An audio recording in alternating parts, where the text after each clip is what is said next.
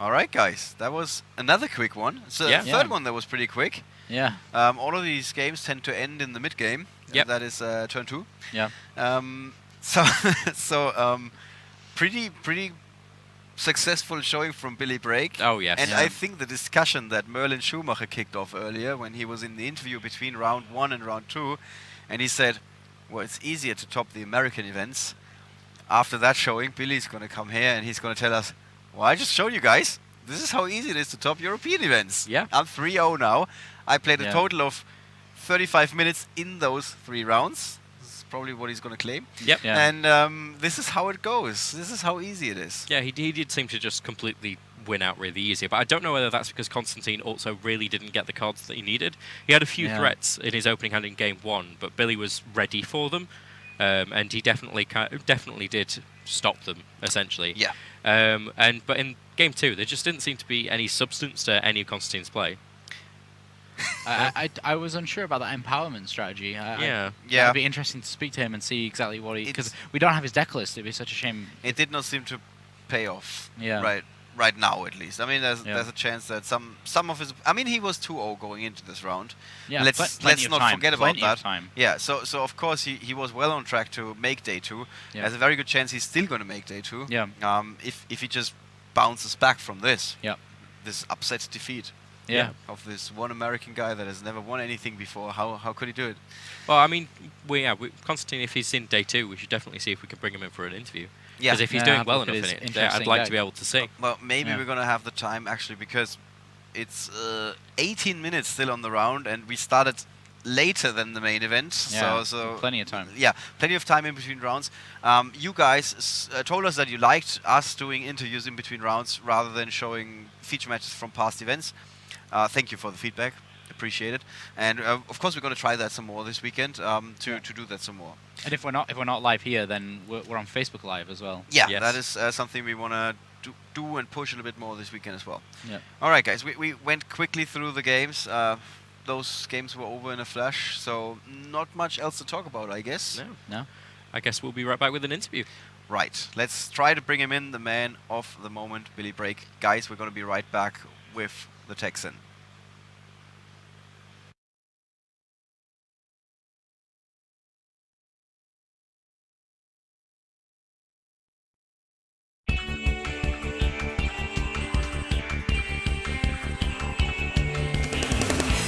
Disappeared out of here.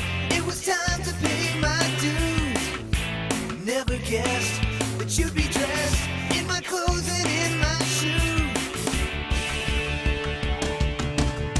You couldn't wait to move right in.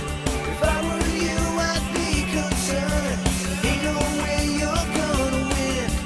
Bet you didn't count on my return.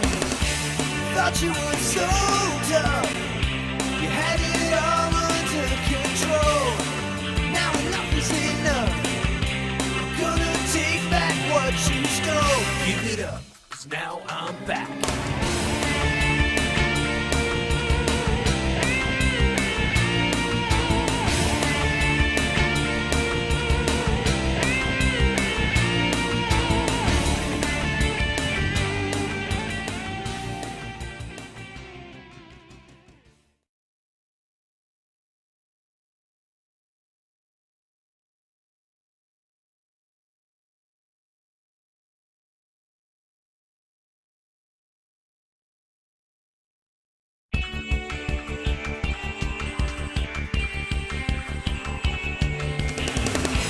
Disappeared out of here. It was time to pay my dues. Never guessed that you'd be dressed in my clothes and in my shoes. You couldn't wait to move right in. If I were you, I'd be concerned. Ain't no way you're gonna win. Bet you didn't count on my return. Thought you were so tough. You had it all under control. Now enough is enough. Gonna take back what you stole. Give it up, 'cause now I'm back.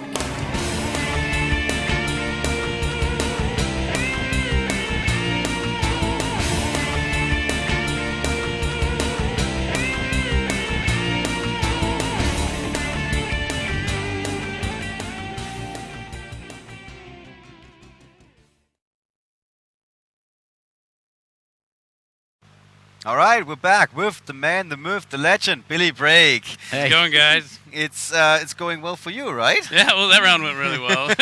Actually, I talked to them because one guy's in the stream. He actually commented. Mhm. We saw it from the sideways camera, Mhm. and when Constantine sat down, he was like, And when he entered the feature match area, his first response when he saw you was like, "Oh my, oh my." So we don't have the audio from there, but I guess it kept on going like this a little bit, right? Yep, yeah. He was like, he said he was a little nervous. Wish he wasn't, playing against me, but I told him trying to relax and just duel. I'm any other duelist. Well, I mean, if you give somebody a beating of a lifetime, then yeah, let's I mean, just that duel a little bit. It was fortunate for me. Sometimes it goes your way. Sometimes it's a little easier than it normally is. All right.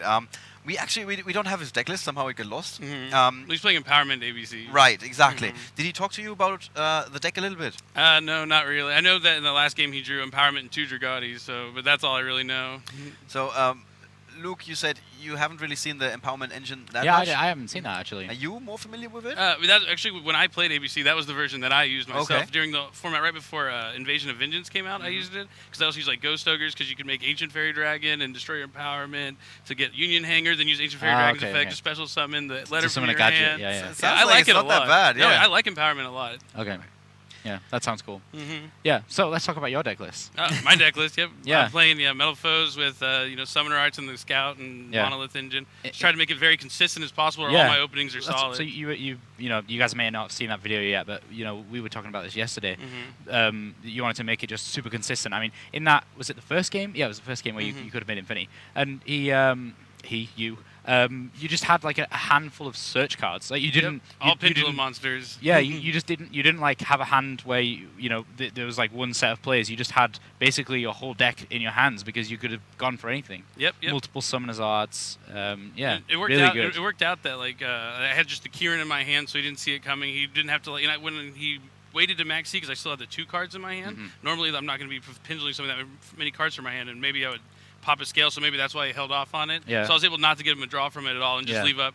No, we the did say Scout that. and Monolith. We yeah. did say that. We were confused as to why he did max C as soon as you dropped the pendulum scale. I would assume it's because I just had the cards in my hand. So but since Yeah. that was the Bismuth gear, maybe you should have, but Yeah. it would have been one always- extra card. It's always a big question, of course. Looking after it, it's easy to answer because it Yeah. worked out really, really well for you. Yeah. Yep. Not going Infinity or Right. or Yeah. beyond. If Yeah. I Why give did- him why 2 did you draws not- to make a card that negates 1 card. So. yeah. So if Yeah. you ask you, do you agree with that play? Of course, you're gonna say yes in that. Right. Do I mean, I probably would have generally max seed. explain. Do you generally always avoid going Infinity? If I get max seed, yes, because of that 'Cause whole. you go to two It takes summons. 2 cards for them to draw, and then Infinity only Yeah. negates 1, so it kind of like defeats the purpose. And just leaving up the Monolith and the Clifford Scout, like they're hard to get over. Right. Which Right. means I can start my turn with an Infinity. I can fuse with them on their turn because they're also normal and Pendulum monsters. Just leaves you with more options. And whatever deck he is, starting with 5 cards is way better than starting with 7. Yeah. I think in hindsight, I could have fusion. The only thing I thought about was actually activating my Metal Source fusion for a Mithrilium, because then I get the 1 draw from the fusion, and I get the floating Mithrilium on the board. But I still would just rather them start with 5, and Yeah, I felt like and not- pretty solid yeah. because I had the Kieran. If I didn't have the Yeah. Kieran, I probably would have activated the Metal Foes fusion. Yeah, I think it worked out even better for you, in fact, because you ended up being able to you went through your negations, interrupts, Mhm. whatever you want to call it, in the best kind of order. So Kieran is reusable; you can get it back constantly. Yep. Your Metal Foes fusion, the full Metal Foes fusion, is not reusable. You kind of get that it's 1 card and then it's gone. Yep. You kind of used them in the most optimal order. So I think it worked out better for you, not to make Infinity there anyway. Right, yeah. He You know, almost it's in kind of hindsight. scared when he instant fusion. Like he had a chance to draw off the Tsukiyomi. If he drew like Twin Twister and the C, I was Yeah, really yeah, worried yeah. that was gonna happen. I was like, well, Yeah. if I have to face down a Buster, I have to face down a Buster. But Yeah, that's what I had we- the Kieran though, so Yeah. I wasn't too worried. We were saying as well, yeah. If he got the last piece of Buster there, Mhm. he would have been in a much better spot I would because have he also had a hanger. yeah, he wouldn't have a hand after that, so I would still. It would actually, yeah, he could have drawn into like Desires Twin Twister